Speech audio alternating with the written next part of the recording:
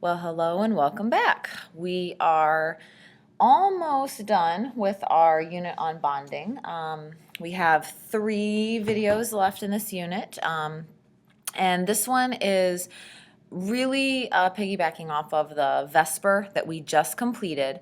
So you're definitely going to see just a little bit of a continuation in terms of what we talked about with our last video lesson and our Vesper structures. So right now we're going to be talking about something called dipole moment and then molecular polarity. Up to this point, we've talked a lot about bond polarity. We would use, of course, electronegativity to determine the difference between the way that 2 atoms would pull on electrons. And so that's the electronegativity is what determines bond polarity. And now we're going to be looking at what determines molecular polarity. And what we're going to see is that these 2 things are actually kind of similar phrases. Molecular polarity, also known as dipole moment, and it depends completely on molecular geometry. And that's a really important thing to just have in your head right from the get-go. Bond polarity is determined by electronegativity.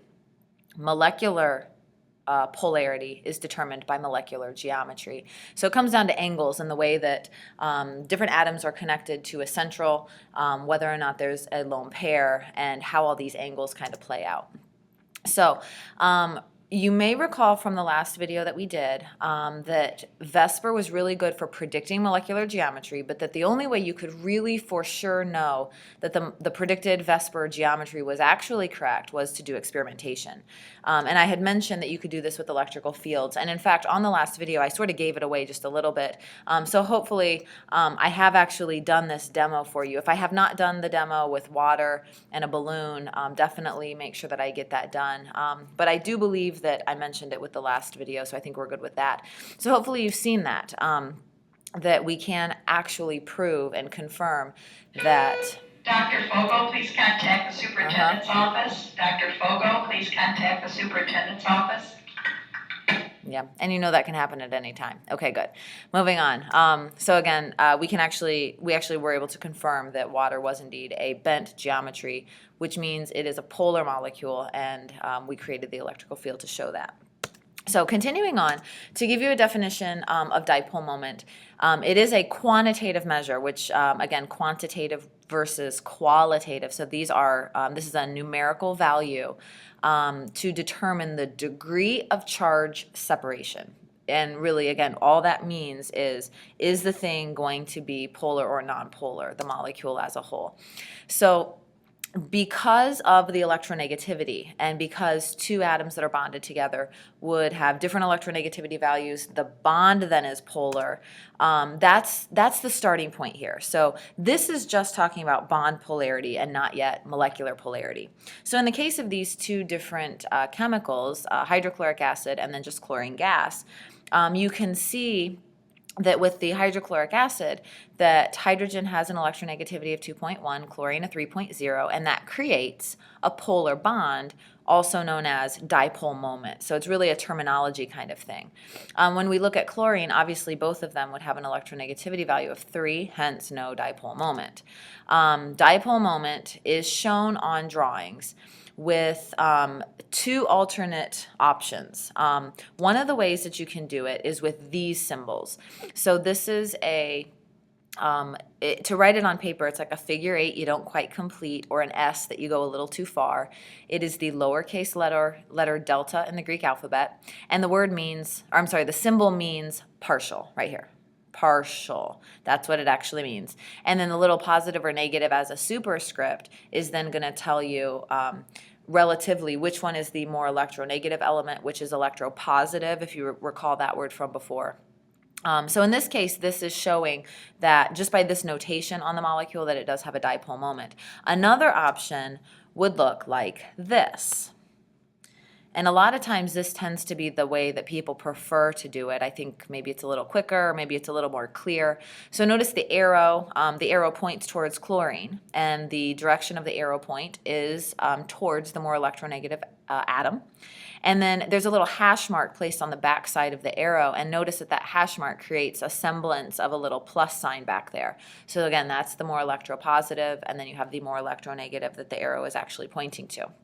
So when it comes to putting notation onto a structure, it's going to help you determine first bond polarity, and then finally, with a larger molecule, you would determine overall molecular polarity. So continuing, if you have a molecule such as hydrochloric acid that does have a dipole moment, or essentially is a polar molecule, when you pass it through the electrical field, just like we saw with water, the partial positive end of the molecule will align itself with the negative plate and vice versa. And that should make a ton of sense because that's magnets. So this type of experimental evidence, it may not seem like it's a great bountiful amount of evidence, but it's enough to prove that a molecule is actually polar. So when we talk about dipole moment, again, molecular geometry, these two things are very, very closely related.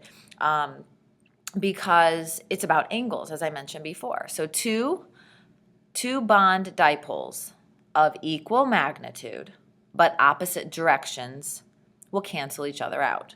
So this is like a perfect tug of war with a set of twins on both sides, and actually the twins are all part of a larger quadruplet type of a family structure. Basically, to make it as simple as possible, to look at carbon dioxide. Carbon dioxide is obviously here, carbon in the middle, two oxygens on either side. So if you imagine that these two oxygens here and here are the tug of war teams, and the carbon in the middle is that red ribbon that they would tie onto a tug of war rope. Now the oxygens begin to pull, and I ask you, does the carbon move? Does that red ribbon move? And your answer should be no. And that is where we would then say, okay, so if I can picture this in my head and I pull and nothing happens, there's no dipole moment. This is actually a linear molecule also. There's no additional lone pairs on our central carbon. So perfectly linear molecule, equal magnitude because they're the same atom, but opposite direction because it is linear. So that's no dipole moment. Conversely, if the bond dipoles are not equal and opposite, then there will be a net dipole on the molecule. And to put that statement in a much simpler way, if we're not equal and opposite, the molecule is polar. The molecule that you see here, the carbon dioxide, that is a non-polar molecule. And the one I'm about to show you, this one here, which is water, is going to be a polar molecule. So it has a dipole moment. Now I recognize at this point, and this is simply in part because of the way that I have to fit it into the slide, water has a bent geometry. If you go back and take a look at your VSEPR information that we just talked about, you'll see that if you have 4 attachments, which this one does, that you're a tetrahedral geometry. But if 2 of those attachments are atoms and 2 are lone pairs, which this is, you will have a bent geometry. So in fact, the oxygen, imagine a little higher up, and the hydrogens push down into an angle, and that is not equal nor opposite, and that is a dipole moment. So that's a polar molecule. To give you a little bit of an idea, again, of how molecular geometry and dipole moment go together, let's be clear. When it says that the dipole moment can be 0, that means nonpolar. If it says that it is 0, obviously that means nonpolar. If it says can be 0, it means that it also may not be 0. And you may actually get a dipole moment, and you may actually have a polar molecule.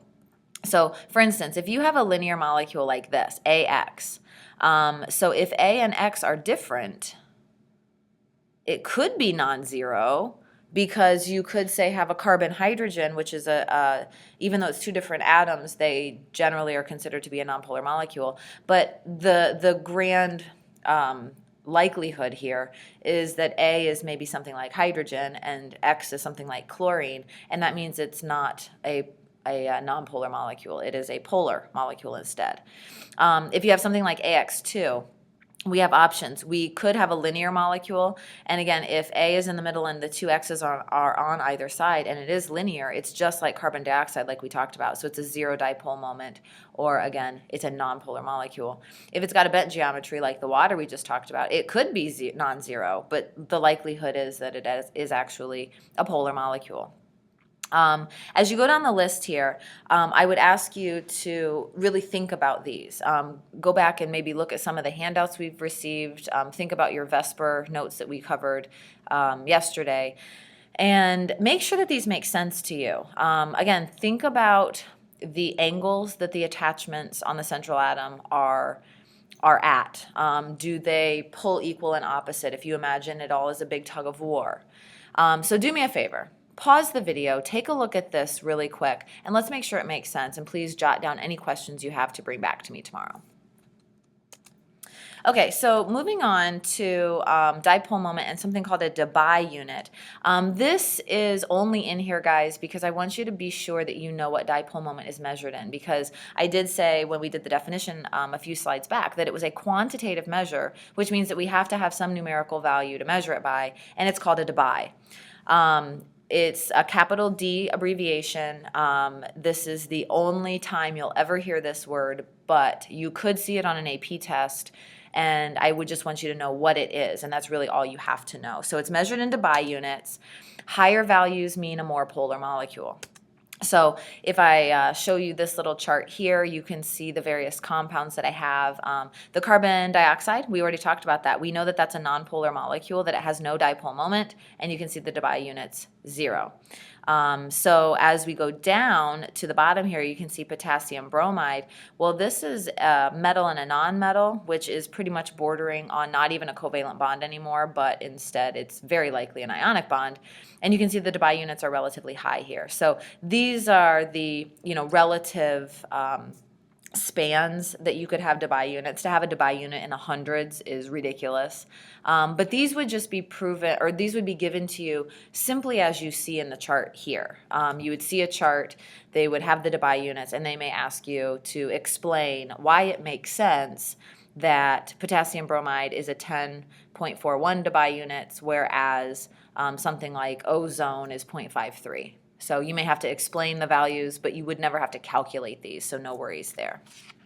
Okay, so final slide of the day is a little question. Which would you predict to have a larger dipole moment? NH3, which is ammonia, or NF3, which would be called nitrogen trifluoride. Another way to ask this question, so I say which would have a larger dipole moment. I could ask it this way, which is more polar? Or I could ask it this way, which would have a higher Debye value? So what you're going to need to do is you're going to need to draw Lewis structures first. So please pause the video and draw the Lewis structures for both of these compounds.